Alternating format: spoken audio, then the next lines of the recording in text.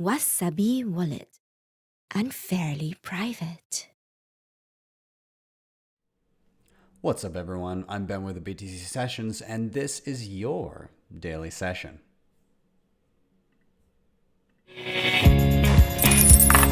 Hodl the Bitcoin. Before we dive in, of course, shout out to sponsors of the show, LEDN.io.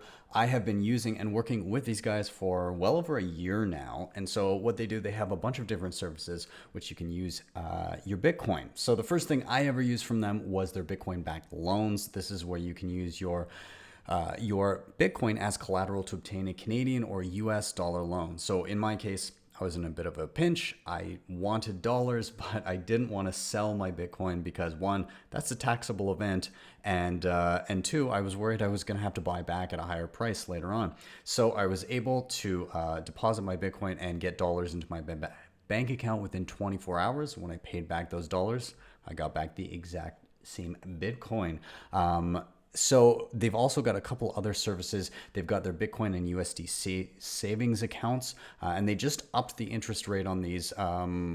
With USDC, you can get up to 8.8% annual interest. And then they've got their B2X offering. This uses the same loan mechanism to instantly buy you more Bitcoin, effectively doubling your Bitcoin on the spot. So if you want to check them out, there is a link in the show notes down below. And if you use that link to obtain a loan, they'll give you $50 worth of Bitcoin for free. So do check them out. And secondly, we have Coincards. Now, Coincards, I've been using these guys forever. The first time ever that I used Coincards was 6 years ago, believe it or not. And I was dabbling in Bitcoin and trying to live on Bitcoin for the first time. And these guys really helped smooth that experience out. Very simple. You can use Bitcoin to buy gift cards, and they've got tons of them. They're available in the US and Canada, although looking at expanding more over time. Pretty much anything you need basically is going to be on here. They accept Bitcoin on main chain, they accept Lightning, and hey, if you've got a bag of shitcoins that you'd like to unload and get something of value for, you can do that on coincards.com. So be sure to check them out. There's a link, as I said, in the show notes down below. And with that, let's dive into the news. So I've been watching some Max Keiser stuff as of late. He was just on a podcast from Swan Bitcoin with Isaiah. What's his name? I'm having trouble remembering his name, but he's the author of Bitcoin in Black America. But he also did an episode of the Keiser Report the other day. He's talking about the worldwide protests, or, well, I guess worldwide, yes, but, you know, the focal point tends to be in the US right now. Anyways, he's talking about the protests and how it may be that the protests, while the intentions are good, the allocation of effort is less than ideal, less than efficient when it comes to actually getting the change that is desired. And so I'll read a little bit from this article here on Cointelegraph. Max doesn't mince words. He's not one for putting stuff lightly. So, you know, some of the stuff that he says is very, very blunt. So let's just take a listen to what this article says. So Bitcoin is the only effective way for Americans to empower themselves, and protests do not work, popular TV personality Max Keiser has said. In the latest edition of his RT show on the Keiser Report, on June 23rd, Keiser delivered a frank appraisal of the current socioeconomic situation in the United States. The Federal Reserve has exacerbated inequality thanks to the response to COVID-19, he and co-host Stacey Herbert argued, and the George Floyd protests are just as much due to economic oppression as police oppression. Two familiar culprits, the Cantillon effect and interest rate apartheid, are to blame for public anger. The former refers to money printing putting wealth in the hands of those closest to the source, while the poor pay more to borrow it. By contrast, loans to big banks and big businesses are either free or subsidized, meaning they are paid to borrow money. Quote here, Black America will never be equal to white America. They will never have justice in white America, Keiser said. The only thing they can hope for is individual sovereignty, and the only way to get there is through saving in Bitcoin. It's the best way to get there. So he goes on to even kind of not demonize himself, but to point out that he is a product of some of those inequalities. So he says,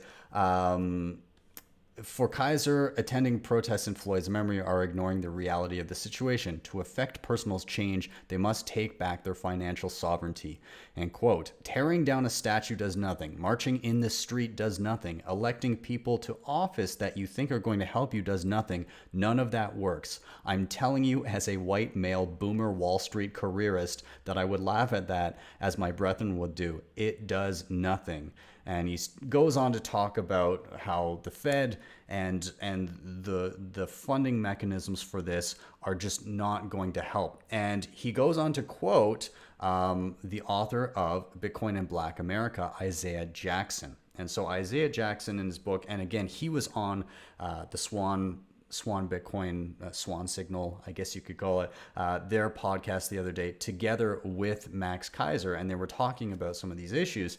And Isaiah wrote this book, and I'll read the quote of what the book is about. Ready for change in Black economics? Join the Bitcoin revolution. Bitcoin in Black America is a dynamic new book that explores the synergy between Black economics, Bitcoin, and blockchain technology. The global financial system is changing, and the digital revolution will not be televised. We explore how to incorporate Bitcoin into your business, job, and educational institution. This book also outlines the need for separation from the banking system and comprehensive list of Black professionals already working in this industry. So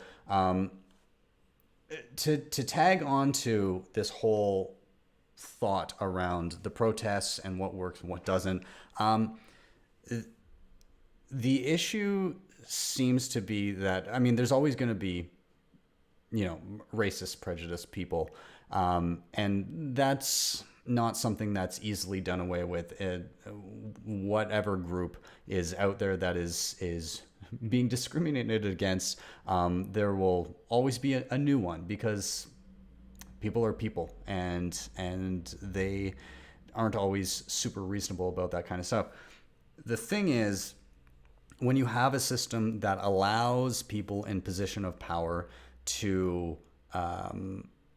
use that power to their advantage and to disenfranchise others,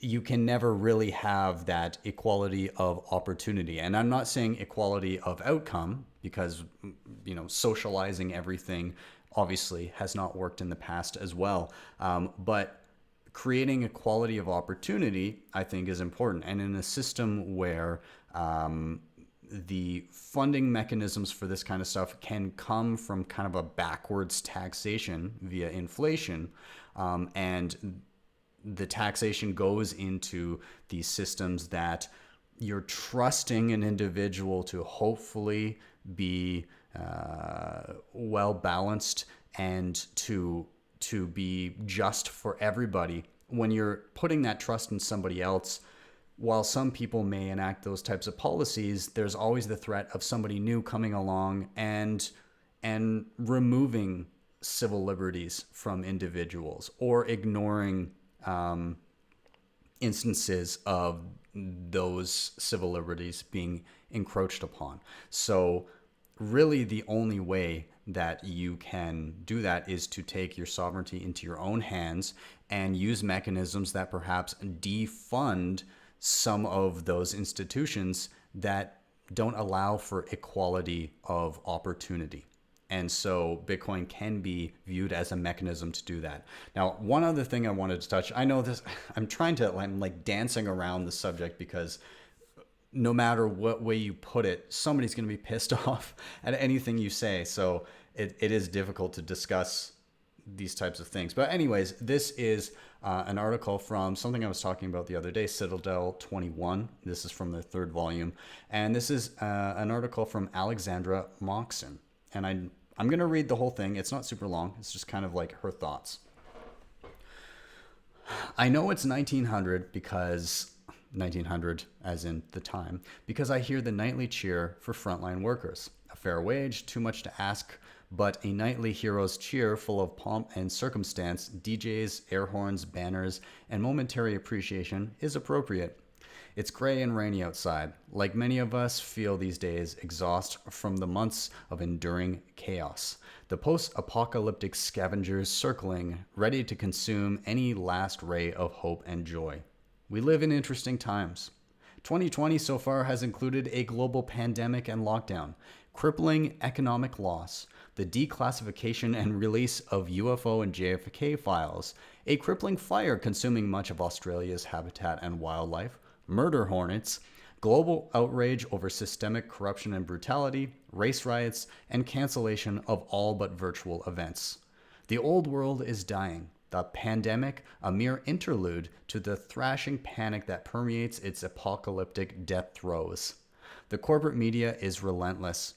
All we hear is outrage, virtue politics, and insanity. Nothing surprises us anymore. So many have been harmed, so many lives destroyed, whether through senseless violence, the virus, inept leaders, or by their own hand. Nihilistic demons rage, shrieking their battle cries to join forces with those demanding peace and justice.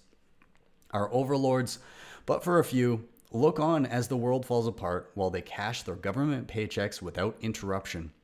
Others kneel in weakness before those they victimize in a false showing of solidarity.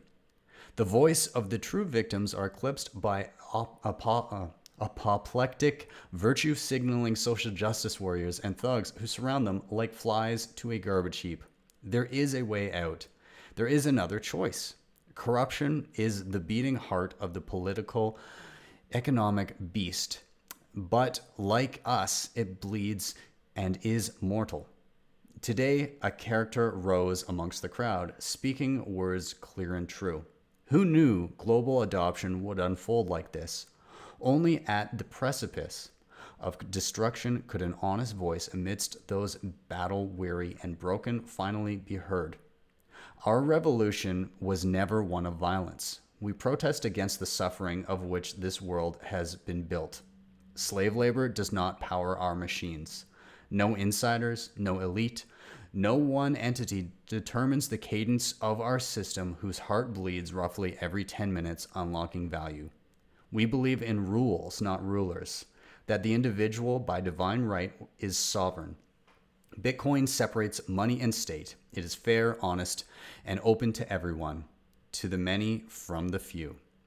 And just a little side note here, when she says, today a character rose amongst the crowd, she's actually referring to, if I'm not mistaken, at I Am the Character on Twitter, who was in the midst of the Black Lives Matter protests and encouraged everybody to take their sovereignty into their own hands, and rather than saying burning down buildings and doing things like that, investigate Bitcoin, opt out of the current system, and leave it to wither and die on its own while they move to a more fair and just system in Bitcoin. So I find it interesting. Again, everything is it's so difficult to have these conversations because people on both sides often just don't want to hear it and don't like listening to takes that are anywhere kind of in the middle. And it can be difficult to have those conversations and not not trigger somebody by either misspeaking or not being as perfectly eloquent and articulate as you would like. And it is difficult to have. So I've kind of taken this stance of, yeah, I talk about it on the show. People that are watching this are most likely interested in Bitcoin. But in day-to-day life, if somebody's interested in learning about this stuff, I'm happy to talk about it. But for the most part, I just don't bother. I think that this system in and of itself will gradually proliferate on its own. I'm happy to create educational resources in and around that, but people will want to look at this when they're ready. And, I'll put out stuff when I can, and and kind of help expedite it as much as possible. But when somebody doesn't want to hear something, they just don't want to hear something. And so leave them to their own devices until they eventually find their way here themselves, and then happy to help. Anyways, let's leave that subject matter off to the side now and move on. Bitcoin pioneer Charlie Shrem offered to work with PayPal in 2011. Why the hell am I talking about this? It's because the rumors the other day came out that PayPal is likely launching the ability to buy and sell cryptocurrency within their app and within Venmo. So, bit from the article on Decrypt here. Legendary Bitcoin pioneer Charlie Shrem begged to work with PayPal in 2011, he revealed in a tweet on Monday. His claim came in response to reports that the online payments giant now plans to allow its 320 million customers to buy and sell cryptocurrencies. He tweeted out, "Just gonna leave this here. Check out the date." And the date was September 19th, 2011. He's getting an email from somebody at PayPal, though he's blocked out who it was. It says, "Wow, this is great, Charlie. I wish we could work with you, but they were very firm." So basically, Charlie Shrem is, again, one of the OGs in Bitcoin, very, very early to the game, 2011. He introduced the Winklevoss twins to it in 2012. He's heavily featured in the book Bitcoin Billionaires by Ben Mesrich, which is being turned into a film. And yeah, so it's just funny to kind of look back and see the inverse, the flipping, the capitulation of companies like PayPal that were so adamant to not work with anything like this, now kind of realizing that implementing this, not allowing people to utilize this technology through their app is actually going to cost them a shitload of money.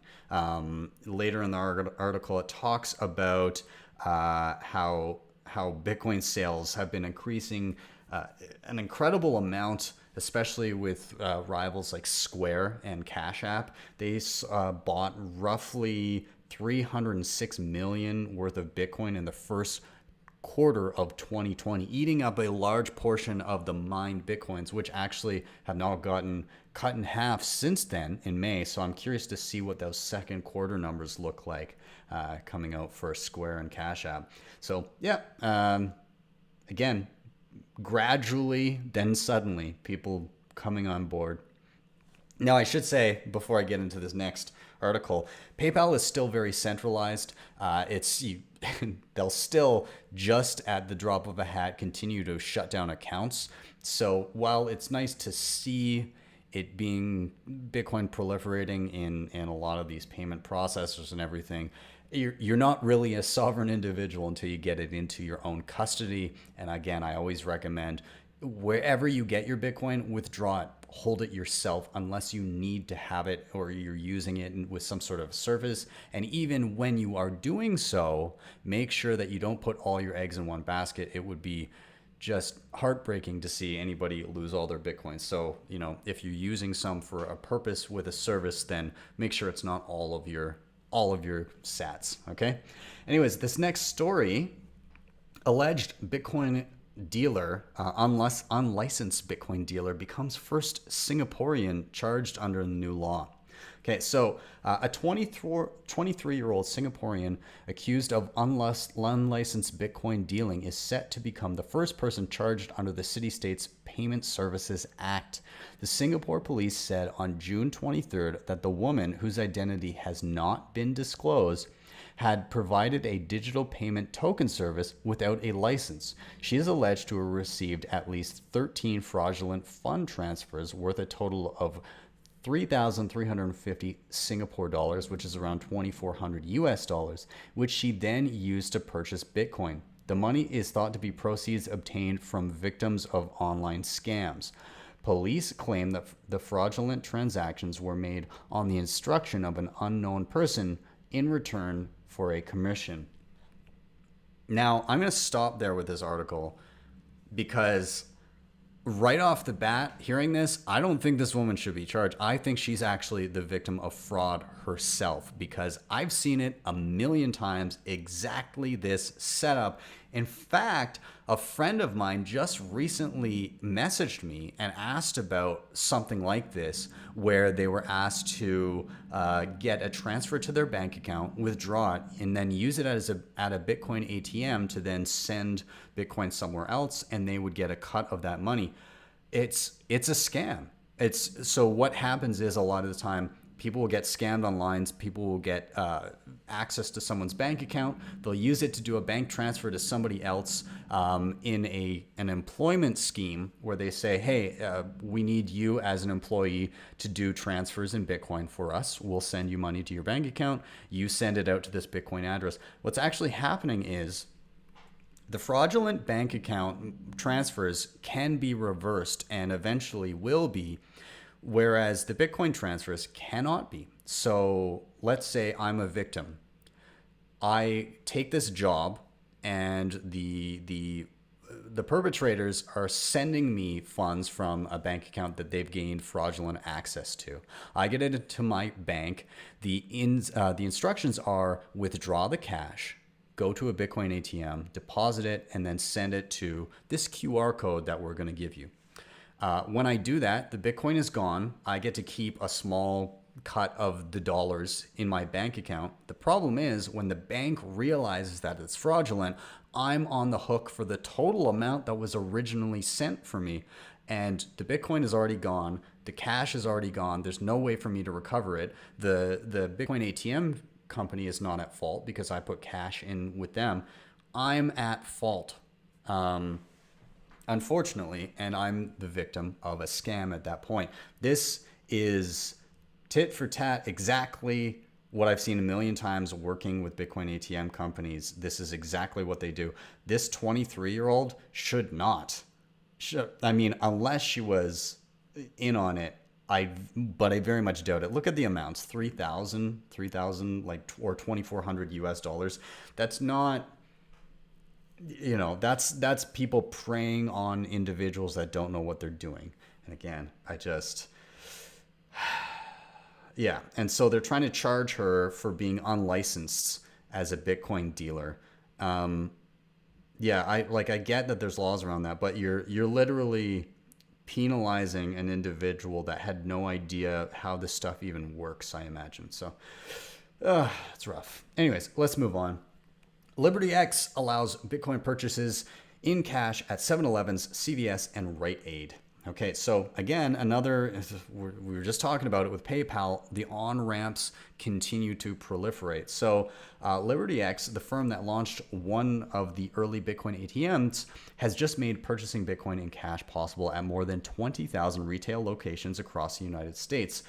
On June 22nd, they announced on their Twitter account the crypto ATM service company said customers of retailers including 7-Eleven, CVS, Rite Aid, they'd be able to buy Bitcoin with cash. Users need to have the LibertyX mobile app installed, select which retail location they would like to visit in advance, and scan their barcodes at the time of purchase. According to LibertyX, crypto holders can buy between $20 and $500 up to around 0.052 Bitcoin as of this writing, with transactions processed in minutes for a small fee. Now, there were people on Reddit that were talking about this, and they kind of broke it down, and it ended up being, so they end up paying not a bad spread. They said that's not even a bad spread. You only paid like 0.5% above the spot exchange price, and then you have the flat $5 ATM fee. So pretty much not bad. Obviously more efficient to buy higher amounts when you're dealing with that because you have a flat $5 fee plus 0.5%.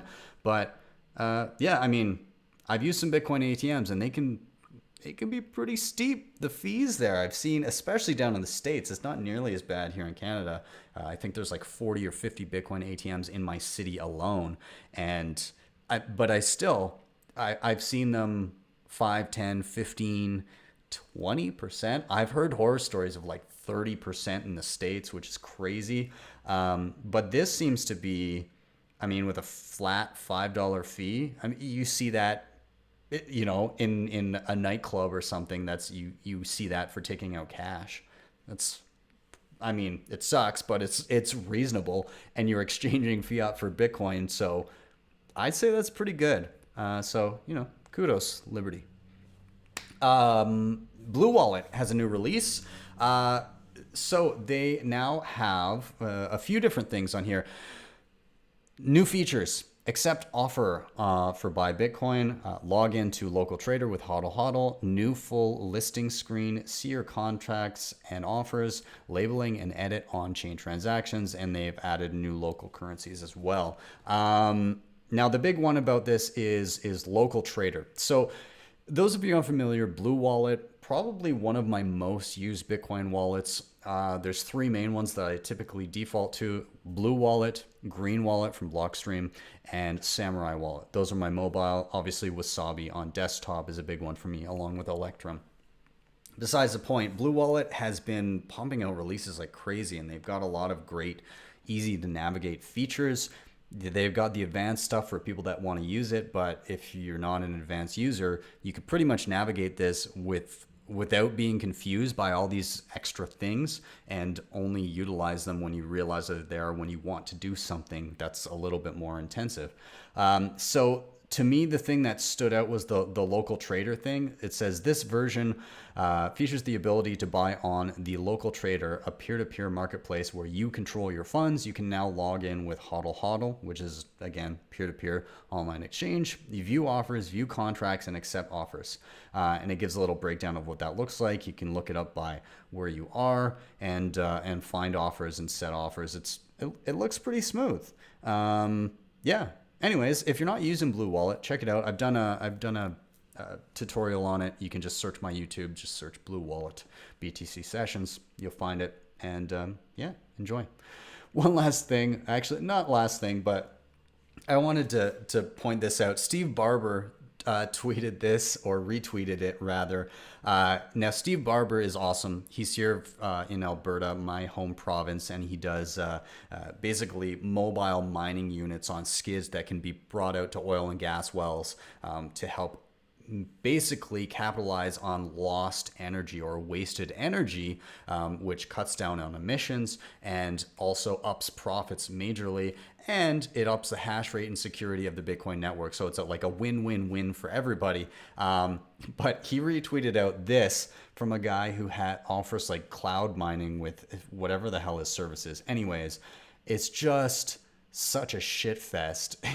It's the guy's own birthday, where he for some reason gives himself an award, a trophy, and they have this scammy looking video, and he sounds, it looks, and he's wearing this fucking Iron Man suit with like a Bitcoin symbol on it in CG. It's so bad. And his company is again like a cloud mining company where they have MineBest is what it's called, and they sell you hash rate, and basically it's not a good idea. Just don't do it. But seeing this video makes it seem that much more scammy. Cloud mining is really not that profitable for the most part, I would say. If the margins are already thin when it comes to mining Bitcoin.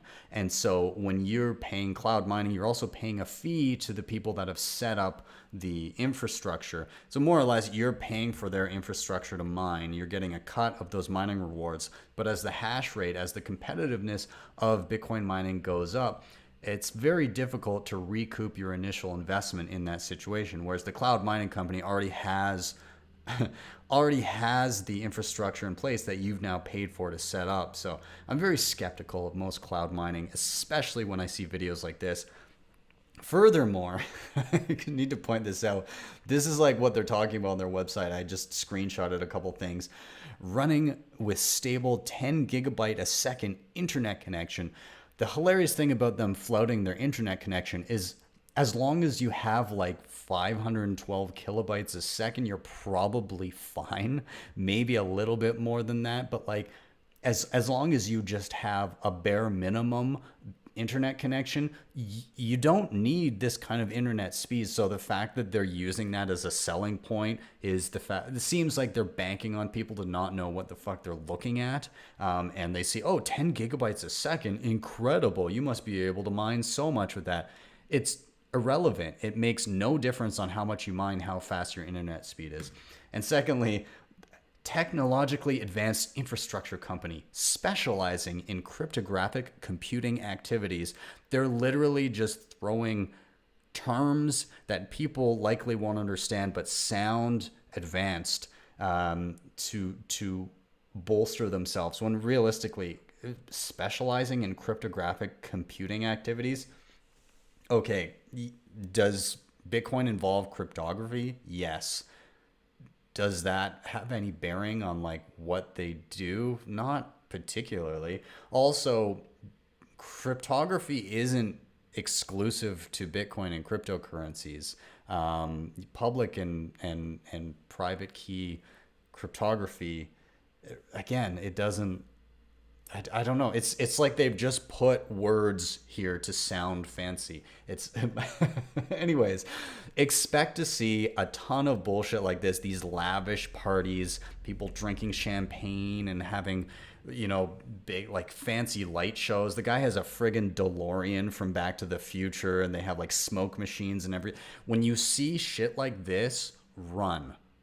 And they've elevated this guy to be like a visionary because he's got like a few mining rigs and a setup and he's selling cloud mining. Fuck off. Like, come on, really?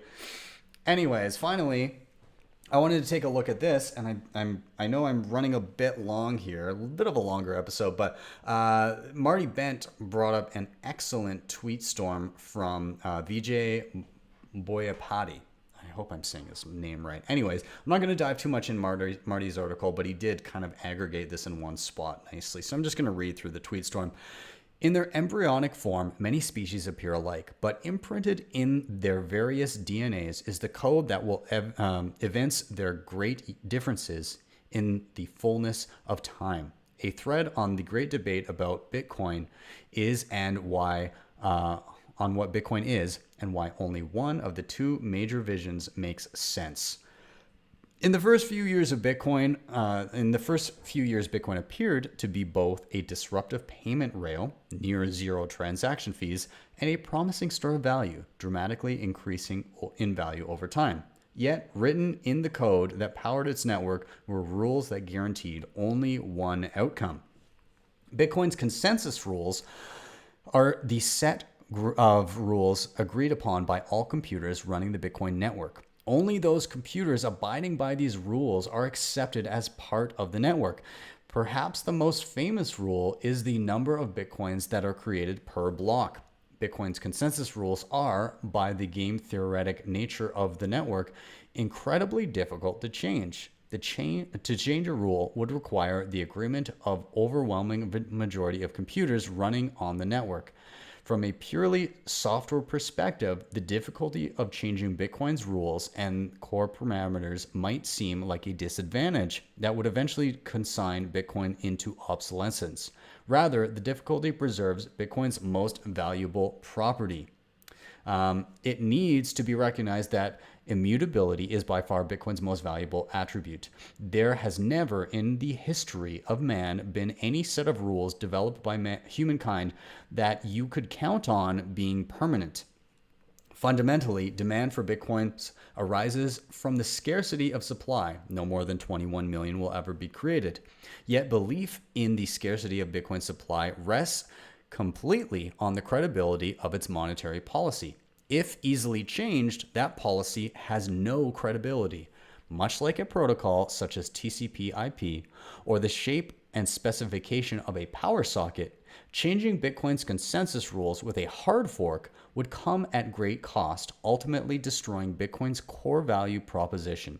He has an image of consensus protocols of power sockets, and he shows an ungrounded outlet with just the two prongs, and he shows a grounded outlet with the two prongs and then the ground thicker little socket at the bottom, and how the ungrounded outlet can fit into a grounded outlet, meaning that the upgrade to a grounded outlet is backwards compatible with the old prongs of the old Bitcoin outlet. Or sorry, Bitcoin outlet, well, the old prong. And so what he's getting at is, had the socket upgraded in some way where the old prong wouldn't fit, then everybody would have to upgrade all of their electronics. And the same would be true of Bitcoin. A hard fork means it's not backwards compatible, meaning everybody using that monetary system would have to upgrade at the exact same time. And that's not ideal when it comes to a money. You don't want to constantly have to be checking, does my money still work? So it's very, very important that Bitcoin remains backwards compatible, barring some catastrophic failure or major bug found. It needs to retain those qualities. So solid tweet storm by VJ here. So I'm going to wrap up, guys. Again, bit of a longer one today, but thank you so much for watching and or listening. If you're here on YouTube, remember to hit like, subscribe, and share. But also check me out on my other platforms, Facebook Live. I live stream to Twitter. I've got Twitch and what's the other one? DLive. I'm also audio only. Apple Podcasts, Spotify, Google Podcasts, wherever you look, you'll be able to find me.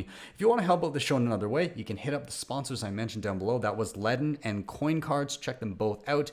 Also, if you haven't already stored your Bitcoin on a hardware wallet, please do get on that. It's very important that you future-proof yourself now before you have more money than you know what to do with on just an internet-connected device. So Ledger is one such option.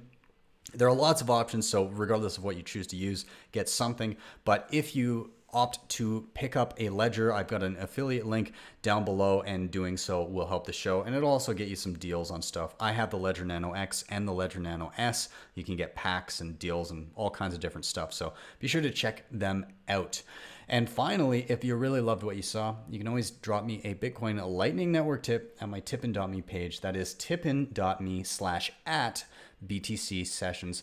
With that, I'm out. Have yourselves a wonderful evening, a wonderful rest of your day, and I'll see you next time for your daily session.